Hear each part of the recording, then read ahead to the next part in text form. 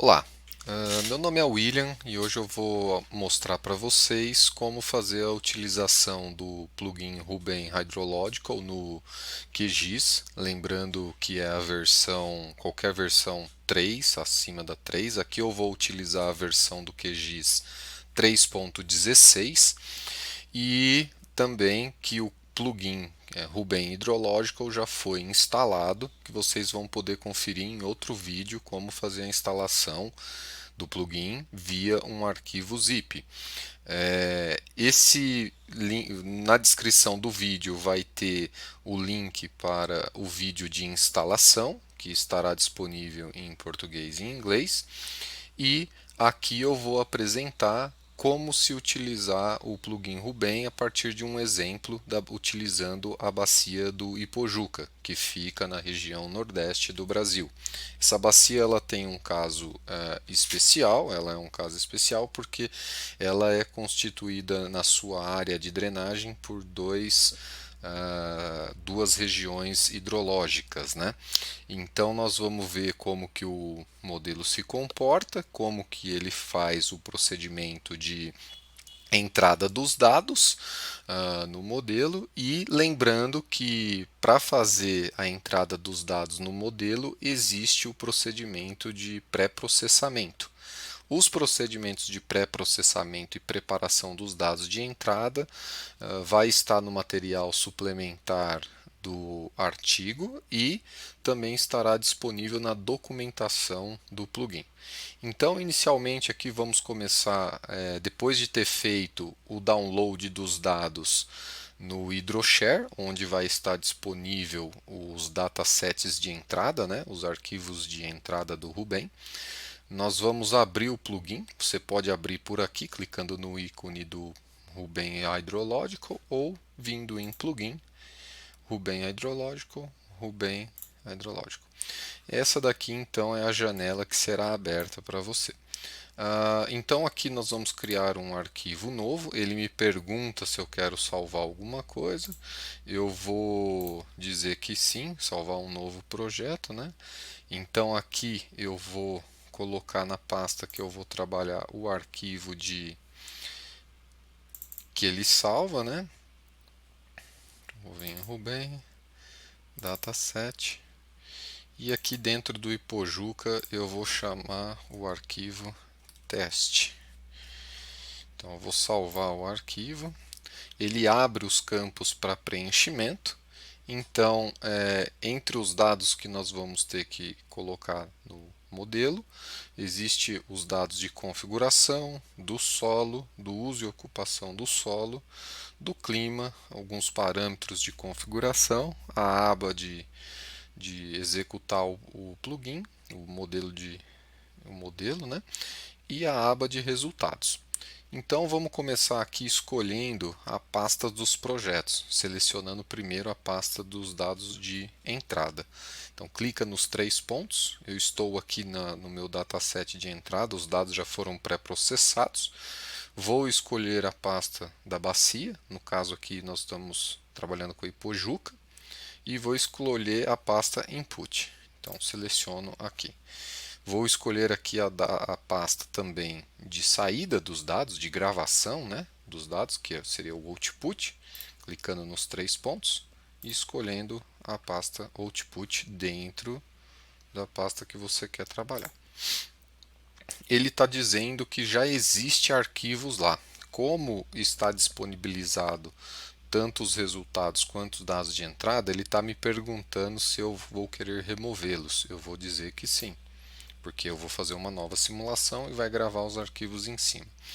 Então aqui agora a gente tem que entrar com um arquivo de digital de elevação do terreno, nesse caso na extensão .map, lá no script, nos procedimentos de pré-processamento, vai ter como que é feito essa transformação para o arquivo .map. Então eu vou selecionar aqui esse arquivo que vai estar dentro da pasta input. Então vou na pasta input, maps, vou na pasta den e eu vou ter o arquivo denmap referente à bacia do Ipojuca. Mesma coisa, eu preciso colocar o arquivo em raster do modelo digital de terreno. Vai estar na mesma pasta, Ipojuca, Input, Maps, then já vai me aparecer o arquivo raster, tipo raster, que TIFF é a extensão. Feito essa entrada, a gente precisa também escolher um arquivo que é chamado de clone. É uma máscara para identificar a região e a área que será o domínio computacional. Ele está na pasta clone. Então a gente entra na pasta clone e vai ter o arquivo .map. Lembrando que aqui é mais um exemplo de como usar o plugin. Lembrando que os pré-processamento dos dados necessários já foram realizados. Essa parte aqui é muito importante. Quando a gente roda o modelo, se nós não selecionarmos para exportar nenhum resultado a alguma estação, essa estação ela pode ser um posto de medição de vazão, um posto fluviométrico existente ou um posto fluviométrico hipotético, que seriam os locais onde nós queremos obter os resultados de forma gráfica. Então, nós temos que selecionar esse item. Se não for selecionado, vai gerar os arquivos de resultado em forma de mapa, mas os arquivos gráficos em locais específicos da área de domínio não vai ser gerado nenhum gráfico. Então aqui nós já temos preparado também esse arquivo de estações na extensão .map, onde a gente quer avaliar. Usualmente a gente coloca esses locais onde nós temos medição de vazão, para poder comparar a vazão simulada com a vazão observada. E também pode ser incluído qualquer lugar do modelo, pontos para fazer avaliações, né, mesmo que não se tenha nenhuma estação com dados observados. Então eu vou selecionar, marcar essa opção, ele abre aqui para a gente selecionar o arquivo. Nesse caso também é um arquivo .map e ele vai estar dentro da pasta Input, Stations, Samples. Selecionado. Aqui o grid é o tamanho da malha que será utilizada na simulação do modelo. Tem uma referência com o grid, o pixel do tamanho do modelo digital de elevação. Nesse caso nós estamos utilizando um grid de 500 metros. E nós vamos começar o período de simulação, lembrando que o Rubem faz um cálculo mensal, né, da vazão média mensal. Então nós vamos começar em janeiro de 2000, que são os dados que nós temos pré-processado para a entrada do modelo, e vamos para dezembro 12 de 2018, que esses são o período todo que tem de dados disponibilizados aqui nesse exemplo. Feito esse preenchimento, nós podemos salvar o que já foi preenchido e voltar a esse arquivo em uma outra sessão. Nesse caso, nós vamos salvar e vamos continuar numa única sessão. Então, agora nós vamos para a aba do solo, para incluir os parâmetros e os dados referente ao solo. Então, nós temos que selecionar um arquivo map também, que é do mapa de classificação do solo da área de domínio, da bacia, né? Então vai estar na pasta do Ipojuca, Input, Maps, nesse caso está na pasta Soil. Então a gente seleciona o Soil e vai estar o arquivo lá. Mesma coisa a gente tem que fazer com a parte de densidade. Nesse caso agora é um arquivo TXT, você pode ver que já está marcado aqui, ou CSV. Então nós temos que trocar de pasta, nós temos que ir no Input, ir para a pasta TXT, localizar soil, e aí nós temos a densidade, bdense. Então abrimos esse arquivo. Mesma coisa para a condutividade hidráulica do solo, né? Vamos selecionar aqui. Nesse caso, a condutividade hidráulica é o DPZ. Aí, selecionamos. Desculpa, um erro. Nesse caso aqui é o CASAT. Então, selecionamos o arquivo, abrimos. Agora nós vamos selecionar a capacidade de campo, né? Field Capacity. Então aqui nós localizamos o arquivo TFC. Mesma coisa para o Wilting Point. Vamos achar o arquivo também, WP. Mesma coisa para saturação, TSAT. Mesma coisa para profundidade da zona radiculada. Então, DZP, DPZ.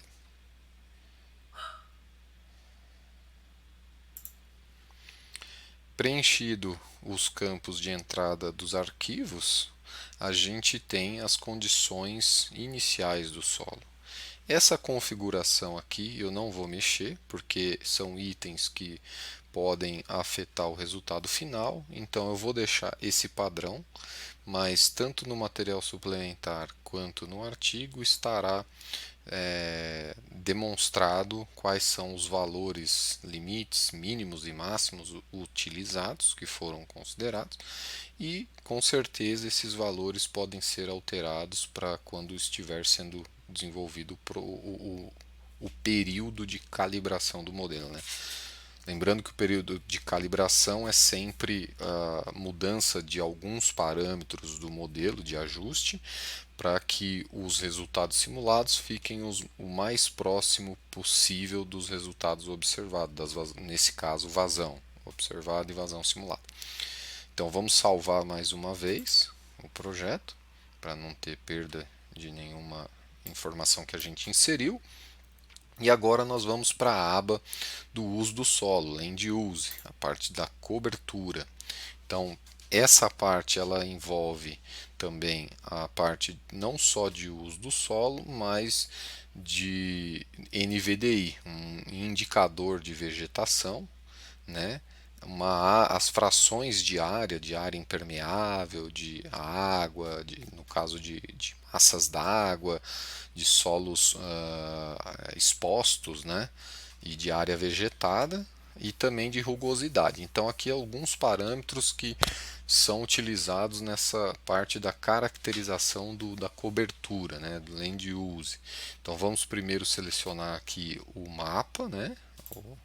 Então nós temos que ir para a pasta de mapa, então no input, maps, aqui land use e selecionamos esse.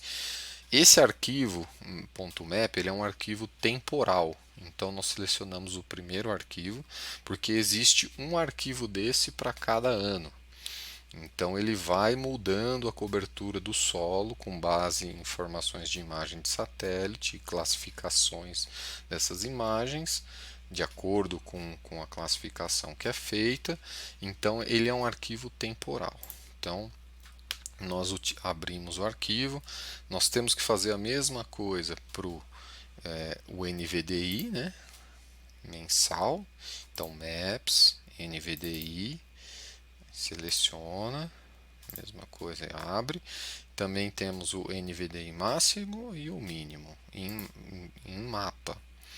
Então NVDI máximo e agora o NVDI mínimo. Bom, preenchida essa parte de mapa, agora a gente tem que preencher alguns arquivos de TXT ou CSV. No caso aqui, a fração de área impermeável da área de domínio, né, que é o arquivo AI. Então agora está na parte de texto, TXT, Land Use. Nós estamos na aba Land Use. Escolhemos o arquivo AI que está aqui. Depois a mesma parte para o Open Water, né, que seriam massas d'água, né? Então, Open Water, AO. Já tem aqui uma dica, AO. Soil Area Fraction, que seria o solo exposto, né? Então, mesma coisa, AS. Agora, a área vegetada, fração de área vegetada, AV. Selecionamos também o Manning, coeficiente de rugosidade, arquivo Manning. o KC mínimo, que são parâmetros de cultura, né? Crop, perdão, KC máximo, depois o KC mínimo, e aqui também tem uma parte da parte fotossintética das plantas, né, que é a fração fotossintética ativa de radiação, né, traduzido como FPAR. Existem alguns critérios aqui de mínimo e máximo que estarão explicados no artigo. Eu vou deixar essa configuração padrão só para a gente utilizar como exemplo, mas esses parâmetros, lembrando que eles afetam o resultado, portanto são parâmetros que eles podem ser calculados e alterados para se chegar numa calibração, na melhor calibração possível. Terminado essa parte, vamos salvar de novo, novamente. Sempre salvar para não perder o que for feito, e se precisar nós sair daqui e fazer outra coisa, a gente abre o arquivo novamente, clicando aqui em abrir, onde a gente salvou aqui, está aqui teste, né? Então vou continuar aqui porque não vai precisar. Agora nós vamos para a aba do clima, que é a parte de caracterização da precipitação, atmosfera, da chuva. Lembrando que o modelo tem a restrição de não trabalhar com derretimento de gelo, né? Não trabalha com a parte de neve, então chuva. Então, para selecionar, nós temos que selecionar então a parte da chuva, que são mapas também temporais a cada mês, e está no caso na parte de mapas, né? Então, input, maps, precipitation, aqui, prep, seleciona e abre. Mesma coisa para a evapotranspiração potencial, também é um arquivo mapa, onde ele é a cada mês, né? Então ele é temporal também. Então vamos em ETP, evaporação potencial, abramos o arquivo. Mesma coisa para o coeficiente KPE, mapa também. Então vamos aqui no KP, na pasta, seleciono o arquivo, e mesma coisa agora para os dias de chuva, né? Esse arquivo é um arquivo que tem que ser preparado em TXT ou CSV, então ele vai estar na pasta TXT, porque ele não é um mapa. Então vamos lá na pasta TXT. No caso agora nós temos aqui o Rainy Day, que seria esse, ele está aqui fora, não é nem solo nem cobertura. E essa parte está preenchida, a parte de clima. Salvamos novamente. Agora vamos para a aba Parâmetros. Esses parâmetros são os parâmetros utilizados para o processo de calibração. O processo de calibração é muito importante num modelo numérico hidrológico, independente de qual a frequência, o passo de cálculo que ele é utilizado, mas é o processo que você configura esses parâmetros, e nesse procedimento de configuração ele serve para que os dados simulados sejam o mais próximo possível do dado observado nos postos de medição de vazão, os postos reais, que foram os postos o mapa que nós selecionamos aqui para gerar esses gráficos, né? Então voltamos aqui, vou deixar também com essa configuração padrão, só para a gente fazer o exemplo, mas no artigo está disponibilizado a melhor conjunto de parâmetros que resultou no melhor resultado da vazão simulada com a vazão observada. Então vou salvar novamente e vamos para a aba de rodar. Aqui é possível escolher quais os parâmetros que nós queremos gerar de resultados. Esses resultados eles vão ser gerados em mapas, então TIFF, para cada mês do período que a gente escolheu de simulação. Então aqui nós escolhemos de janeiro de 2000 a dezembro de 2018. Então, para cada mês, lembrando que é um modelo de base mensal, então para cada mês vai ser gerado um mapa de cada um desses parâmetros que o modelo calcula. O que é importante aqui ressaltar é que se nós não selecionarmos a vazão, total runoff, não é gerado o gráfico também nos postos que nós selecionamos aqui, no nosso mapa de posto que foi selecionado.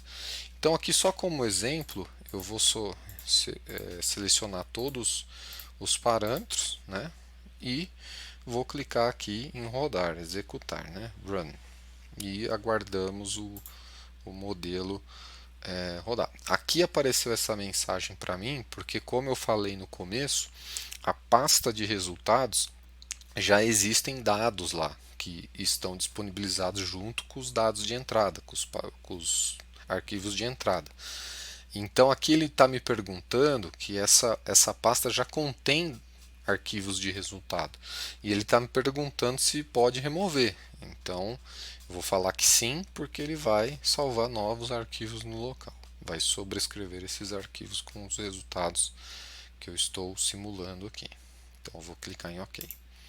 E aqui nós aguardamos. Ele aparece a notícia de que o algoritmo Ruben está em execução e aguardamos enquanto aparece a mensagem de conclusão.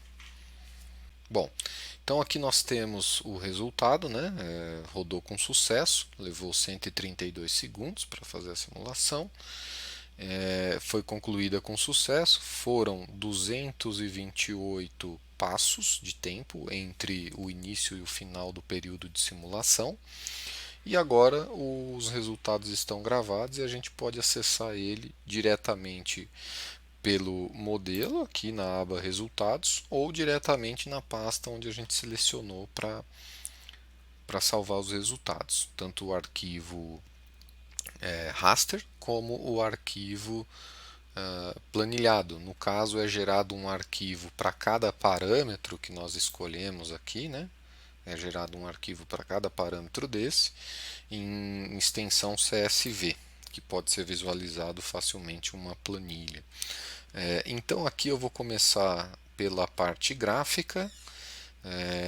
O que a gente precisa fazer, por exemplo, é clicar nessa aba se a gente quiser ver o resultado de escoamento superficial, runoff, que é a vazão, naqueles pontos que foram selecionados aqui no mapa de estações, e clico duas vezes no resultado. Bom, então aqui nós temos para 5 estações nessa bacia, o período que começa em janeiro de 2000 para dezembro de 18 e a vazão, né? No caso eu selecionei o total runoff, que é a vazão, nos postos 1, 2, 3, 4 e 5. Esses resultados eles estão de forma planilhada na pasta de resultados no arquivo CSV, onde tem mês a mês cada um desses resultados. É também possível ver a parte de quanto que fica na interceptação, quanto que fica, por exemplo, no base flow, no escoamento de base, quanto que vai para a recarga. Aqui a recarga não está dividida, é a recarga total, né?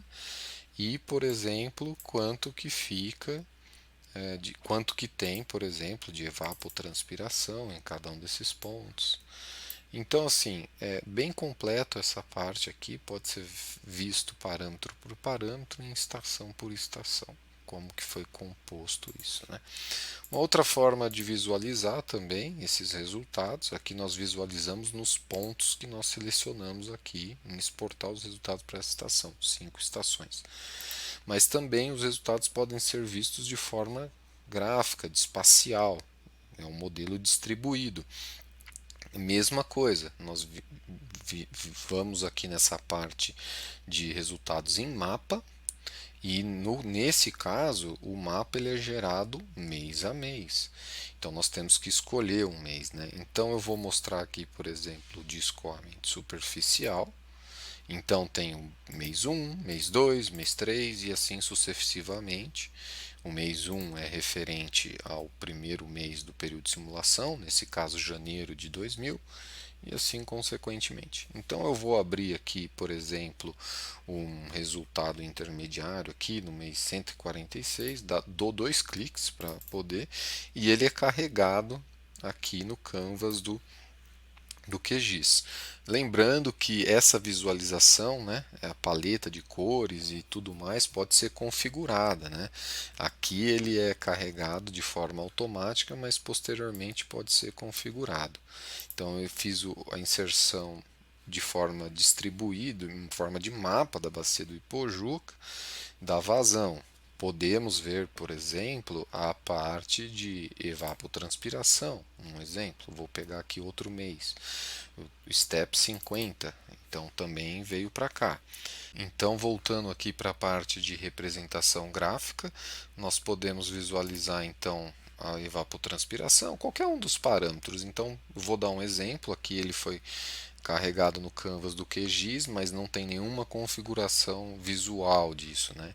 Então a gente pode configurar, né, aqui no QGIS somente a parte de visualização, só para ficar um pouco mais apresentável. Vamos, por exemplo, levar para a transpiração, colocar uma escala assim, só fazer uma classificação aqui e, perdão, pronto. Então lógico que os valores podem ser configurados para as cores conforme desejar, conforme o usuário desejar, mas a ideia é essa, né? Então aqui é a parte de evapotranspiração, depois nós podemos também visualizar o escoamento superficial de forma espacial, né? Então vou colocar aqui uma forma de visualização. Vamos aguardar. Pronto. Então aqui o usuário pode coletar informações espacialmente na bacia, ao longo da bacia, e as contribuições de cada uma delas. Então eu agradeço a presença de vocês. Se você gostou, compartilhe com seus colegas e nos vemos nos próximos vídeos. Obrigado, um abraço.